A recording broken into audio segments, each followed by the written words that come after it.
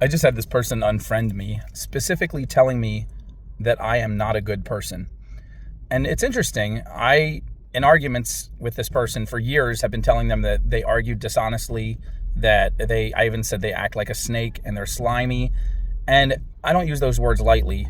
I said those things over multiple times where this person didn't use facts, but instead completely lied about things that I had said, mischaracterized things I said, and twisted things to make me appear to say things that I absolutely did not say. And then refused to retract them even after I characterized exactly what my position was. And it was a very intelligent person, and I would constantly tell him, you're a very intelligent person, but you're intellectually dishonest. Your dishonesty is glaring. But in any case, that person finally got really angry about, of all things, when I put in a simple post up saying R.I.P. Charlie Kirk. They put a laugh react, and my own followers started jumping on them for how disrespectful that is. And then they made a whole comment about, cursing me out and telling me that I am actually the hypocrite because I have said blah, blah, blah in the past that gives me no right to tell somebody else how they should react to somebody's murder. In any case, that's neither here nor there. The point is, they left saying, I no longer think you are a good person. I think you are a bad person. And here's the funny thing. Most people would say, F you, screw you, how dare you? I'm a much better person. You're a terrible person. You're just projecting. And that thought crossed my mind, but I stopped and I said, they tried to sound very sincere. I think they were just trying to figure out a way to be hurtful, but they could have been sincere to a degree. They could have really believed what they said. So I stopped and said, well, am I? Am I a bad person? And I think that's something most people won't do, especially in the face of an enemy, is examine themselves. And at the end of the day, if you believe the Bible, God says there is no one good but God. We have all fallen short of the glory of God and fallen horribly short to the point where we don't even deserve anything good. Every good thing that comes to us is more than we deserve. And if you come from that perspective, then you're living your life not to prove that you're on the side of good instead of bad, although it's a natural inclination to want to believe that we're on the side of good at all times. We all do it. But I think what most people are not taught to do is to examine themselves, to look at yourself carefully and say, with every altercation with another person, good or bad, to say, am I really doing the right thing? Am I doing this for selfish reasons, or am I doing this for good reasons? And even if I'm doing it for selfish reasons, are those selfish reasons the highest good I can do at this moment? Because sometimes we beat ourselves up too much also. We can be too hard on ourselves, and that doesn't produce anything good either. That can lead to more evil, actually. Hating yourself is not going to lead you to do more good. But at the same time, constantly justifying yourself and refusing to admit when you're wrong is an even worse problem, probably. So I examined myself, and I try to do this. I kind of almost habitually do this all the time. I look and I say, do I have some hidden blind spot where I'm actually bad? And the truth is, I have tons of problems, issues where I need to become better, things I need to work on, things that I may never improve except through the grace of God, through literally, and that sounds like a cliche, but I mean literally through his guidance. I'll never figure it out on my own. And I'll only figure it out as I lean in deeper to the ways I understand to connect with the Creator.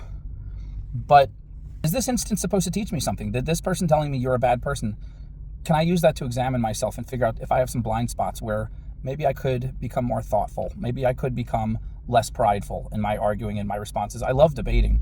I love putting truth out there. I love thinking that I am helping to add more truth to the world, to make the world better for everybody. That is my motivation, at least I think.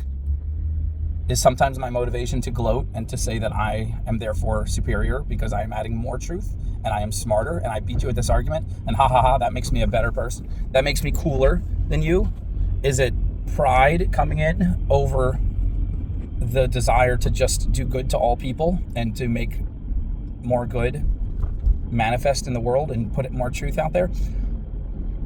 What is my motivation in this situation? And I looked at myself, considered several different levels of what if I am being selfish? What if I am being the exact thing I'm accusing him of? And then you also can ask yourself, well, what would other people say? If you got random 100 people who had no skin in the game, who were not on one side or the other, who had just witnessed the interaction between the two of us, would they have said that I am a bad person in that interaction? Or would they have said that the other person is wrong? That's one way you can look at it. So how do you know? You can't become just good or just bad. You are every day, every moment, every decision, you are becoming slightly better or slightly worse. You're getting closer to what God wants you to be, or you are moving farther away from that. And sometimes it's hard to tell. Sometimes God will let us go deep into a dark place so that we rebound and cry out to him and become more humble and become even closer to him than we ever would have been. As there's a verse that says, he who has been forgiven much loves much, but he who has only been forgiven little loves little. I definitely understand that after coming out of some dark places myself. But here's how I define whether or not I am working with the Almighty to get closer to who I'm supposed to be every moment. How am I doing this? Am I doing what pleases him each moment, or am I doing what is worse for me and worse for everyone and worse for the kingdom of heaven? And this is at the moment how I define it. What did I do today that was hard?